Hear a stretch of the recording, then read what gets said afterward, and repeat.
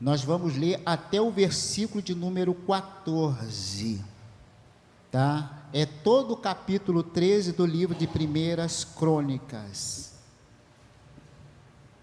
Amém? Temos depois outros assuntos a resolvermos. Então, passamos a ler. Amém? E teve Davi conselho com os capitães de milhares e dos centos e de todos os príncipes. E disse Davi a toda a congregação de Israel: se bem vos parece, se vem isto ao Senhor nosso Deus, enviemos depressa mensageiro a todos os nossos irmãos e todas as terras de Israel, aos sacerdotes, aos levitas, com eles na cidade e nos arabaldes, para que nos ajuntemos conosco. Tornemos a trazer para nós a arca do nosso Deus, porque não a buscamos nos dias de Saul. Então disse a toda a congregação que assim se fizesse, porque este negócio pareceu reto aos olhos de todo o povo. Ajuntou, pois, Davi a todo Israel, desde Sião do Egito até chegar a Mate, para trazer a arca de Deus de Quiriate Jearim. E então Davi, com todo Israel, subiu a Baalá, e dali Quiriate Jearim, que está em Judá, para trazer subir dali a arca de Deus, o Senhor, que habita entre os querubins, sobre a qual invocado o seu nome. Levaram a arca de Deus sobre o carro novo da casa de Abinadab, e Uzá e Aiô guiavam o carro. Davi e todo Israel se alegravam-se perante o Deus com toda a sua força, em cântico, com harpas, com alaúdes, com tamborins, com símbolos e com trombeta. E chegando à eira de Quidom, estendeu Uzá a mão para segurar a arca, porque os bois tropeçavam. Então se acendeu a ira do Senhor contra Uzá, e feriu por ter estendido a mão à arca, e morreu ali perante Deus. Davi se encheu de tristeza de que o Senhor houvesse aberto brecha em Uzá, pelo que chamou aquele lugar Pérez Uzá, até o dia de hoje. Naquele dia, temeu Davi ao Senhor, dizendo: como trarei a mim a arca de Deus? Pelo que Davi não trouxe a arca a si, da cidade de Davi, porém fez retirar a casa de Obed-edom, o geteu. Assim ficou a arca de Deus em família de Obed-edom 3 meses a sua casa, e o Senhor abençoou a casa de Obed-edom e tudo quanto tinha. Amém? Os irmãos podeis assentar. Esse texto, ele traz para nós algo importante para nós. Por quê? Traz referência ao desejo de Davi trazer a arca para a cidade a qual ele estava reinando, era a capital. Davi vai trazer algo importante, o desejo de trazer a arca, porque ele vai fazer algo importante, vai unificar espiritualmente e politicamente Israel. Israel vai se comprometer porque isso é um desejo do coração de Davi.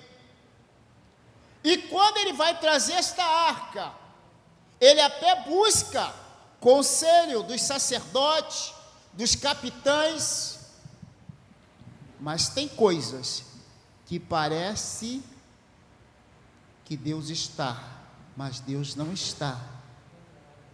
Nem só de boa intenção é regido a obra de Deus, ela tem que ser direcionada por Deus.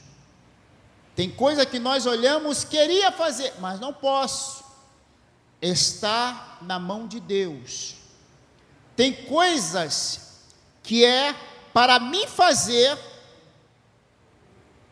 então eu tenho que fazer, mas tem coisa que é para Deus fazer, não adianta, eu não posso fazer. E é interessante que esse carro que eles conduziram era até um carro novo, mas não era a forma que era para ser conduzida a arca. A arca simbolizava a presença de Deus, a arca simbolizava Deus no controle, porque algumas vezes a arca, ao ir para a guerra, aquele povo era vitorioso, porque a presença de Deus estava ali. Assim, não é diferente na minha vida e na tua vida. Tem coisas que nós fazemos, a presença de Deus hoje não é atraída pela arca, a presença de Deus está na minha vida e na tua vida. Nós somos o local onde Deus quer habitar, não podemos esquecer disso, porque onde eu estou, você está, a presença de Deus está, porque só tem uma coisa que pode separar a presença de Deus da minha vida e da tua vida. Diz em Isaías, quando nós pecamos, as nossas iniquidades, ela separa, mas morte, tristeza, diabo, luta, nudez, falta, não vai me separar do amor de Deus que está em Cristo Jesus. A presença de Deus não vai me ausentar porque eu estou sem dinheiro, não vai se ausentar porque eu estou enfermo, não vai se ausentar porque, não, ela não se ausenta, ela está na minha vida, porque é a presença de Deus. Mas eles, naquele período, naquela época, a presença de Deus era simbolizada pela arca. E agora eles vão conduzir num carro de boi. E diz que ela tropeçou. E alguém vai tentar colocar a mão e é ferido por Deus. Isso traz tristeza para Davi, porque era o sonho, o desejo dele trazer a arca, porque nos dias de Saul não teve esse desejo, não teve essa preocupação. Isso tem que estar inserido em mim e em você. A igreja de Cristo, ela conduz a presença de Deus. Nós não podemos esquecer disso. E isso tem que estar dentro de nós, o desejo de em todos os lugares que nós estamos ou vamos estar, a presença de Deus, ela tem que estar conosco, senão não vale a pena. E olhando por menores, tem algumas situações que vai derrubar aquela arca. A Bíblia não diz, mas entendemos que para derrubar aquilo dali, talvez o caminho fosse com pedras. E algumas pedras, eu começo a intitular esta palavra como caminhos de pedra. A minha trajetória, e a tua trajetória, vai ter algumas pedras. E essas pedras não podem me derrubar, nem te derrubar. Aí eu olho para o texto, eu vou pedir que você me ajude lendo a palavra de Deus. Tem pedras da lei. Êxodo capítulo 28, versículo 11. Você me ajude na leitura? Porque é bom, o irmão Fernando pode errar, mas a palavra de Deus não erra. E precisamos examinar, tá? Êxodo capítulo 28, versículo 11. Se você achou, leia.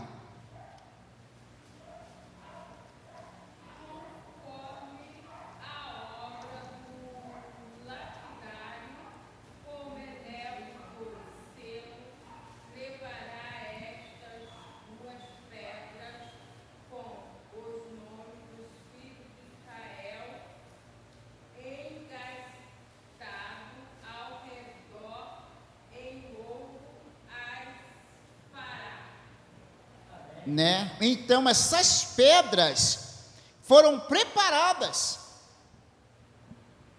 e levaram o nome, né? Foram duas pedras que foram os filhos de Israel em corredor, e elas tinham ouro em volta. Mas tem algumas pedras que eu preciso também entender, as pedras que servem de testemunho. Precisamos. Josué, capítulo 4, versículo de número 6, tem uma pedra que é de testemunho, e eu não posso esquecer dessas pedras. Josué, capítulo 4, versículo 6, e nos diz que, isto é, seja um sinal entre vós, quando os vossos filhos no futuro perguntarem dizendo, o que significam essas pedras? Essas pedras eram um referencial em que quando o povo de Israel passaram no meio do Jordão, tiveram livramento, porque as pedras baixaram, aliás, as águas baixaram, e eles puderam passar naquele local e pegaram pedras, e a ordem é, peguem pedras, essas pedras vão ser de testemunho. Qual testemunho? Que eu fiz milagre no meio de vocês. E eu e você também temos alguns testemunhos. Ah, irmão, pedras? Não, mas são testemunhos daquilo que Deus fizera na nossa vida, aquilo que Deus preparara para mim, para você. Alguns de nós olhamos e não, ali foi um milagre que Deus fez na minha vida, é um testemunho. Foram contados aqui que Deus operou um milagre, embora ele não pudesse nem perceber, mas Deus já estava trabalhando na vida. Temos irmãos que passou um período ao qual os médicos, homens, achavam que não tinha condições, e Deus deu vitória, são testemunho na nossa vida. Outra pedra que eu vou passar pelo caminho, a pedra da vitória. 1 Samuel capítulo 7, versículo de número 12. Se você puder, leia para mim, me ajude. 1 Samuel capítulo 7, versículo de número 12. A pedra da vitória. 7:12. Se você achou, me ajude na leitura. Quando estes dias forem completos e vierem a dormir com os teus pais, então farei levantar depois de ti a tua semente, que procederá de ti, e estabelecerei o teu reino. Não, me perdoe. É 1 Samuel 7:12, né? E diz assim: então tomou Samuel uma pedra em Mispa,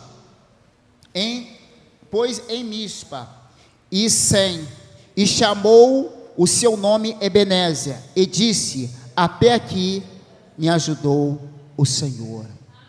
Ele vai falar do milagre que acontecera, porque ali foi a mão de Deus sobre o povo de Israel, e Samuel vai ser um instrumento naquele local, naquela batalha, e essa pedra vai ser uma pedra de vitória, né? E vai dizer, até aqui nos ajudou o Senhor. Aleluia. Até aqui tem me ajudado, até aqui o Senhor tem me fortalecido. Então entenda isso, você não chegou aqui por acaso. Quantos, né, puderam, mas não conseguiram, mas você entenda que foi a mão de Deus. Passamos uma semana de luta, de batalha, mas podemos dizer, até aqui me ajudou o Senhor. É Ele que segurou a minha mão e a tua mão. Não sucumbimos, não paramos no meio do caminho. Alguns participaram da ceia do Senhor, dizemos, venci mais uma vez, foi o Senhor na minha vida. Foi vitória, cansado, moído, com dores, com cansaço, mas o Senhor me deu vitória. Aleluia. Tivemos, mas eu quero ainda deixar a pedra que muitas das vezes condena, porque nesse caminho que nós passamos é um caminho que tem pedras, e eu vou falar para você o caminho da condenação. João capítulo 8, versículo de número 5, tem pedras que vão tentar me condenar e te condenar.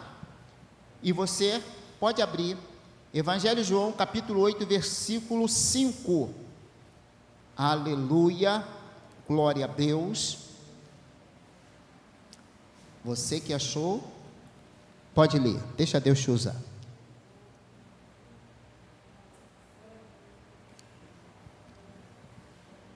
E na lei nos mandou Moisés que as tais sejam apedrejadas.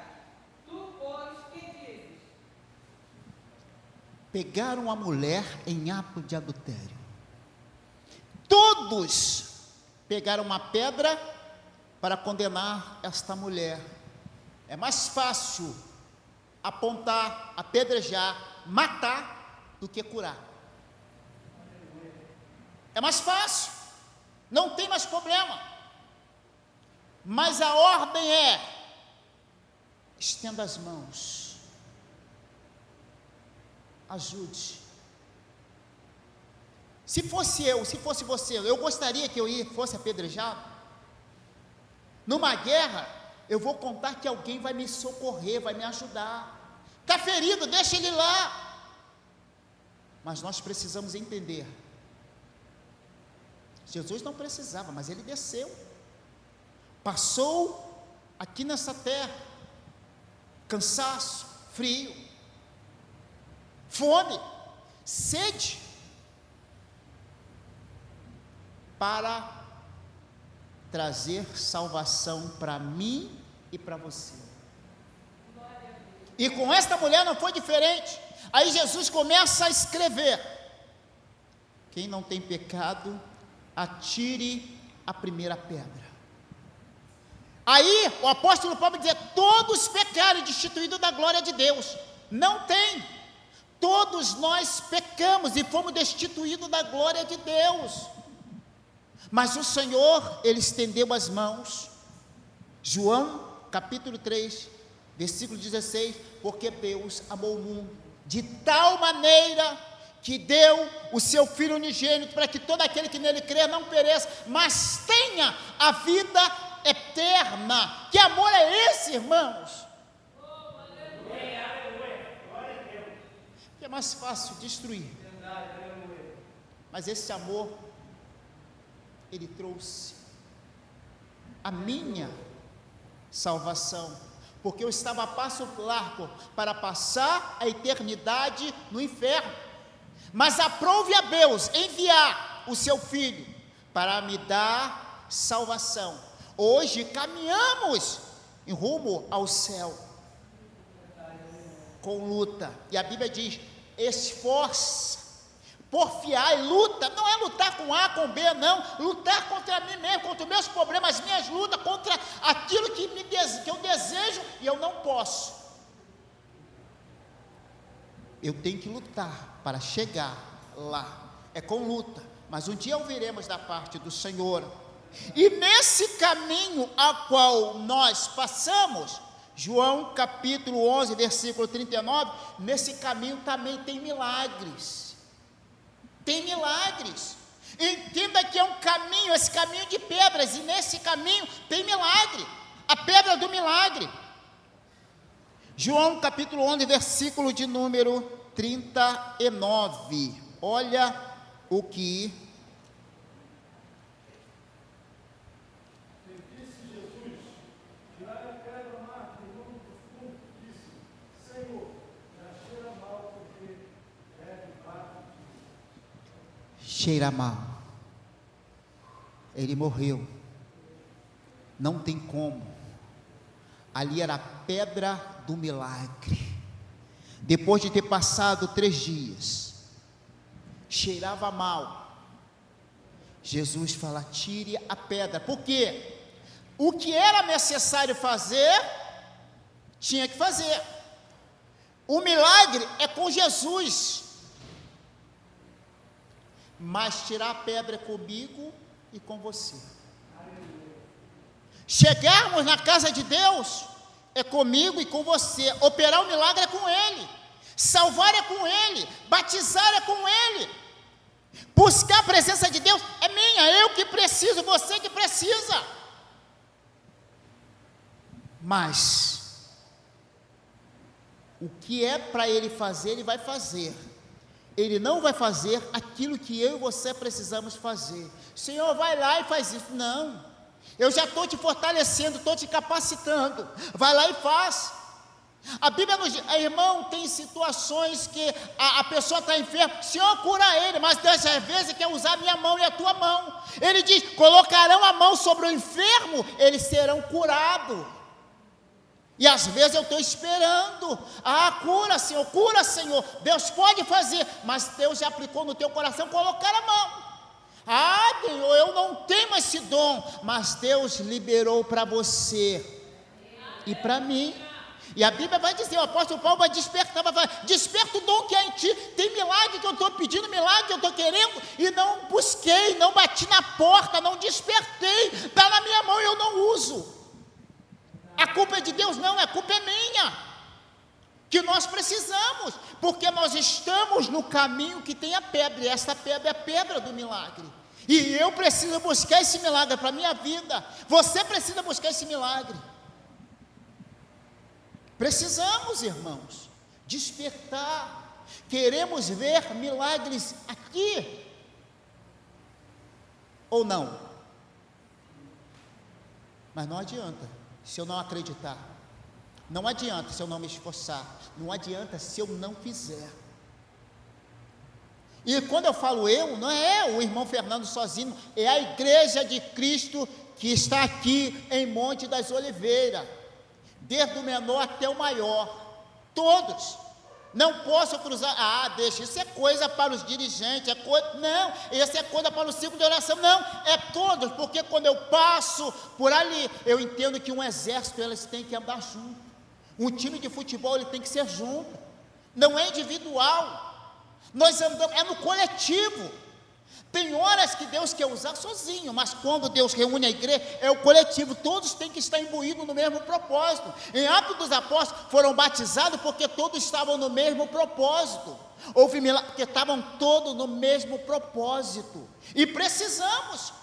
Imagina a situação daquele homem que foi curado, que era paralítico. Junta 4 amigos e vai ajudar aquele homem, tinha o mesmo propósito, o mesmo destino, vamos levar ele, e ele vai chegar lá, ele vai ser curado, e vamos levar ele à presença de Jesus, e levaram à presença de Jesus, a porta estava cheia, vamos voltar? Não, tem um telhado, subiram, baixaram aquele homem na presença de Jesus. Teve pessoas que falaram, mas mesmo assim, aquele homem foi curado, porque o trabalho daqueles homens não foi em vão. E o apóstolo Paulo vai escrever, o vosso trabalho não é vão no Senhor. Tem um propósito, tem um milagre, tem um renovo, tem a graça.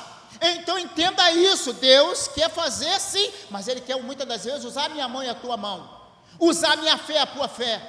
Não, é só pulando, não, Ele quer usar. E disse o texto, que aqueles homens eram anônimos.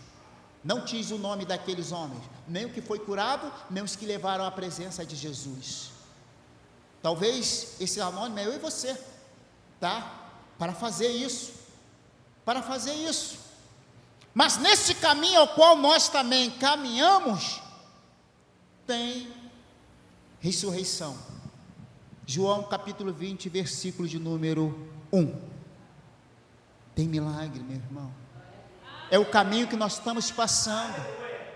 Não tem como eu e você voltar atrás. Não tem como eu e você parar no meio do caminho. Nós temos que continuar. Até chegar a Canaã celestial vai ter pedras, vai ter tropeço, vai ter dificuldade, mas ela não pode me derrubar, nem te derrubar. E diz assim: no primeiro dia da semana, Maria Madalena foi ao sepulcro de madrugada, sendo ainda escuro, viu a pedra tirada do sepulcro. E ela vai indagar onde puseram, mas esqueceram que o mestre tinha falado que ele ia ressuscitar. Ela vai perguntar aos anjos, pensando que era um dos trabalhadores, um dos jardineiros, mas não era. Deus havia feito milagre. Tem coisa que Deus está fazendo e talvez eu e você estão esperando. Não, Deus, o que está? Espera mais um pouquinho. Não, Deus, eu vou fazer isso. Deus já está tratando, Deus já está curando. Tem milagre que está vindo na tua vida. Não, eu tenho que continuar. Não, irmão, ora mais por mim. Mas você já recebeu um milagre. É um exercício. Deus agora quer usar você para curar outros. Deus agora quer usar você para ser instrumento para outros, fortalecer outros.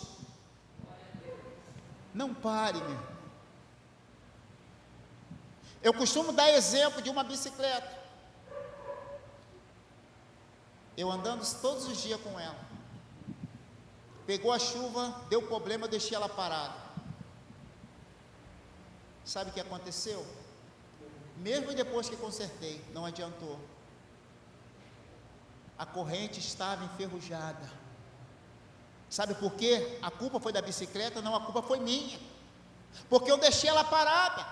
Mas se eu dou continuidade, conserto e dou continuidade, ela não ia enferrujar, não ia ter problema. Às vezes eu e você estamos recebendo um milagre e estamos parados no meio do caminho, não porque o problema é da bicicleta, não, o problema é nosso. Eu preciso ter contínuo, eu preciso ir avante, eu preciso continuar, eu preciso me esforçar para ver esses milagres na minha vida.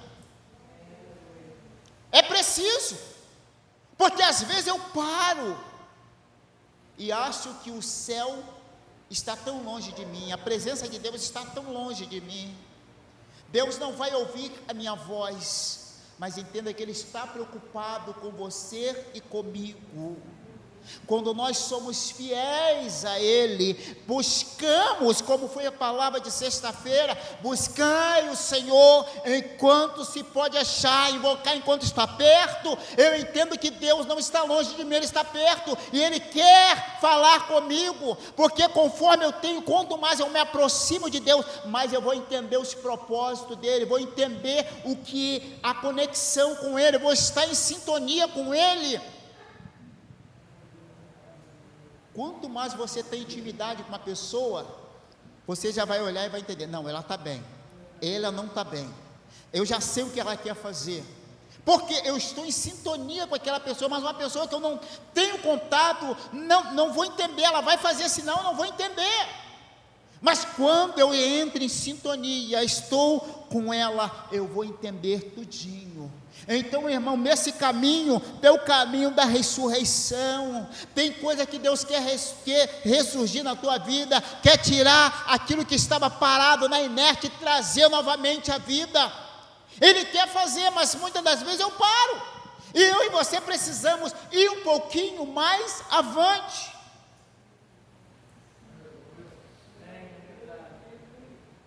E tem a pedra de esquina, mas eu quero parar na pedra principal, que é Cristo. 1 Pedro 2,6. São pedras que vêm para o meu caminho, no teu caminho.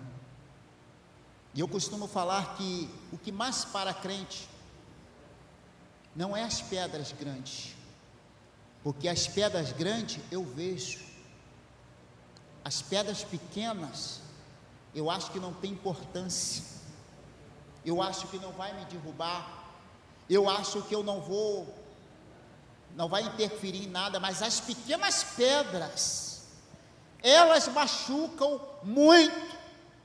As pequenas pedras me tiram do foco. Deixa um grãozinho de areia entrar na vista. É grande ou é pequeno? É pequeno, porque esse grãozinho de areia vai impedir de você ver. Mas o que diz em 1 Pedro 2,6? Leia para mim.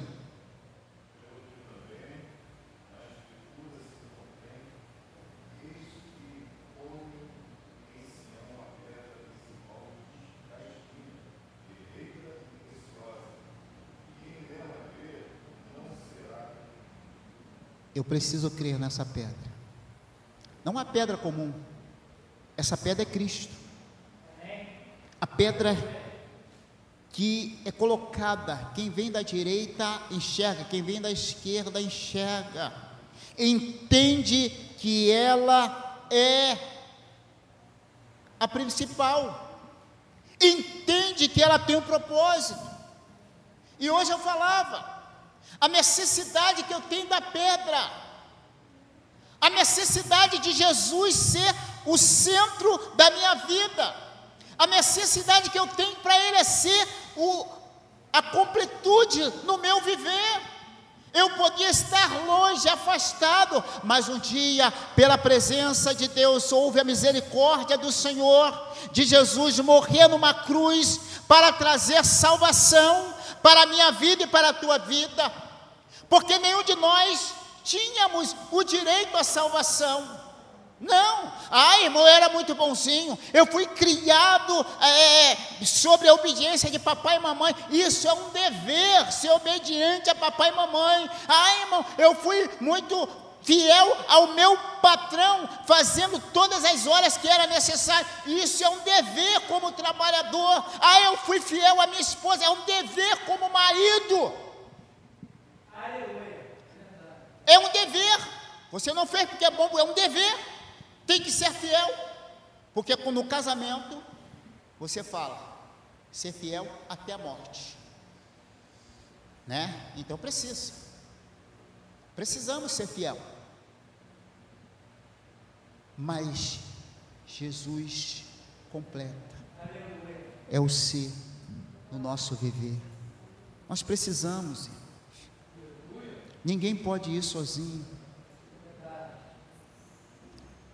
E voltando ao que nós iniciamos, o desejo de Davi em trazer a arca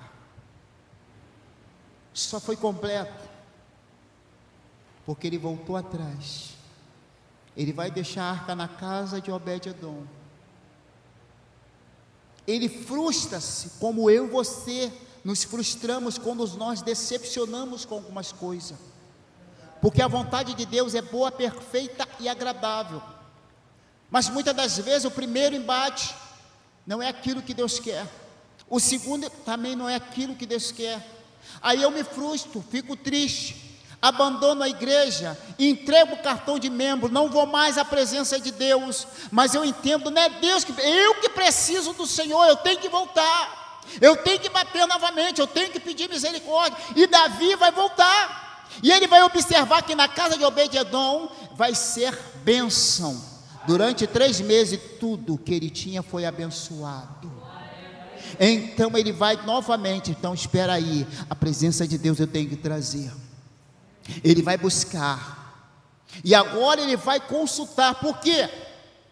Dentro da Bíblia, a lei de Moisés diz que era para ser conduzida nos ombros. Não era no carro de boi, embora fosse novo, embora fosse bonito, mas não era aquilo que Deus queria.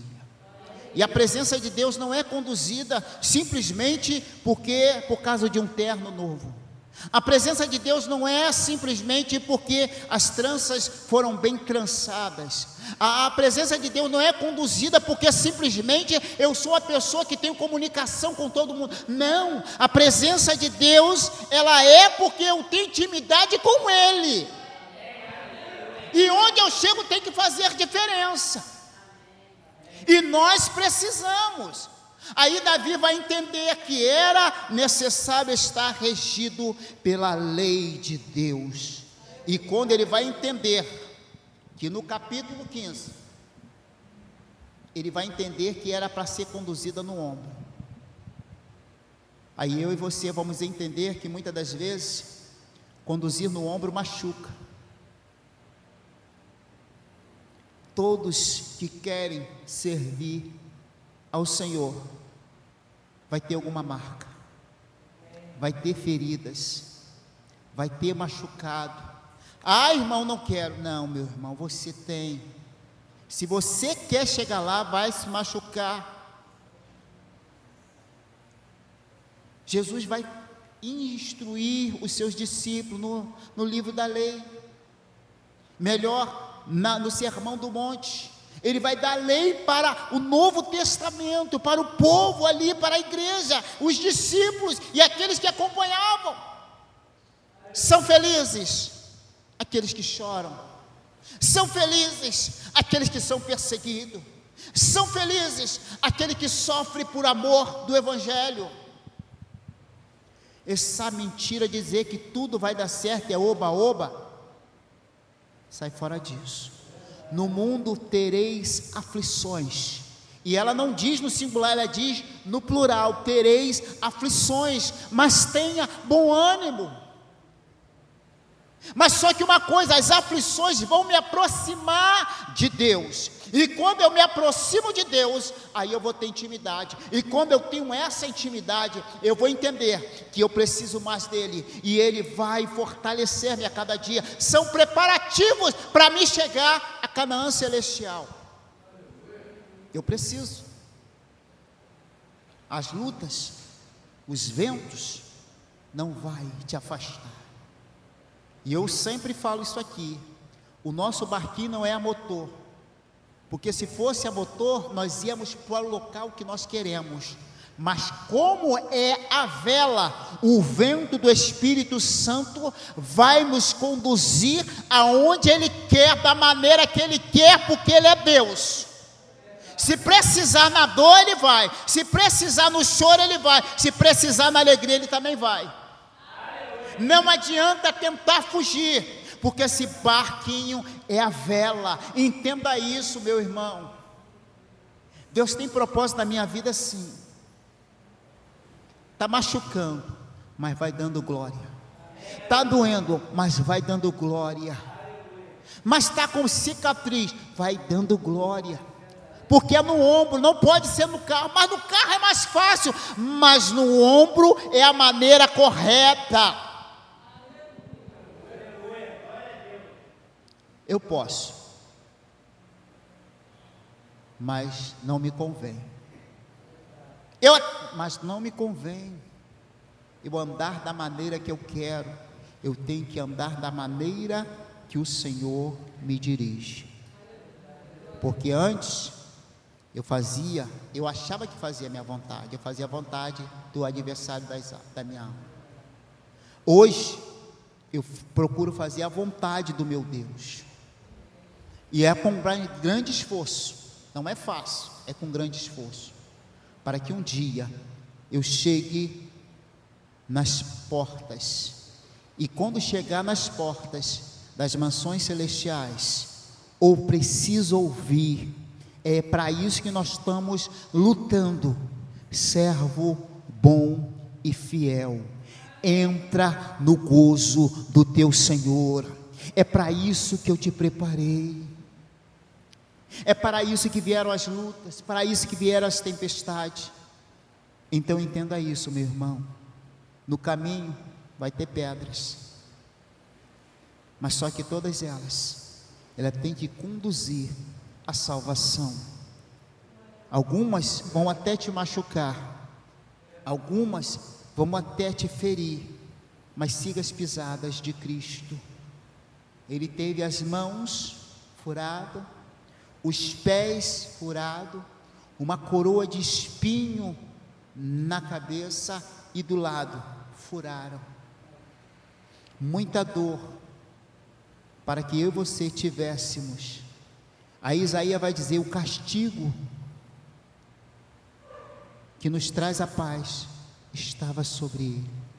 Eu quero deixar isso para nós, como igreja do Senhor, que nós possamos entender que a presença de Deus, ela tem que ser conduzida.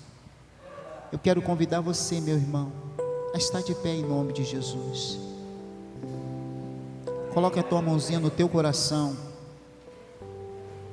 Se alguém tem tentado jogar pedra, tentado te machucar, faça como ali em Josué: pegue as pedras e levante como sinal de testemunho.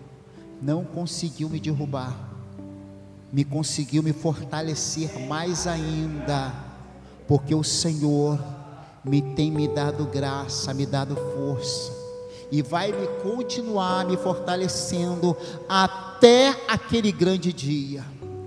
Mas irmão, eu sei que você gostaria de muitas coisas, como eu também, mas guarda no teu coração, tá? Nós vamos estar fazendo uma oração, e você coloca a tua mãozinha no teu coração, Peça para que Deus te dê a graça. Peça para que Deus te ajude, né? Para que você e a tua casa seja abençoada, como foi a casa de Obed-edom, como Davi depois foi abençoado, porque a mão de Deus continuou sobre ele, porque o Senhor era com ele, e ele vai ser com você. Senhor Deus Pai, bendito e poderoso, Senhor, eu sei que muitas das vezes, algumas pedradas, alguns caminhos que nós passamos tem pedras, algumas delas vai até ferir os meus pés, vai ferir, vai tentar me derrubar, Senhor, mas eu quero entender que o Senhor está no controle de tudo. Senhor, ajuda o meu irmão, a minha irmã, ajude a tua igreja, Senhor, porque nós falamos também da pedra que foi removida do sepulcro, porque ali, ó Deus querido, houve a confirmação que o Senhor havia ressuscitado, e com Ele a nossa esperança, a nossa alegria. Deus, trata com cada um de nós, Senhor, ajuda, Senhor, não deixe que o decorrer desta semana, nós venhamos baixar a guarda, mas possamos estar firme, Senhor, porque almejamos, a pé a Tua volta, recebermos de Ti a coroa da salvação, Senhor. Por isso nós estamos lutando a cada dia. Pai, abençoa o meu irmão, a minha irmã, abençoa as mãos dele, abençoa as mãos dela, que as pessoas que ela tocar, venham receber milagres, venham receber bênção, e ele e ela possam ser bênção, a Deus. Nós te pedimos em nome de Jesus, amém e amém. Aleluia.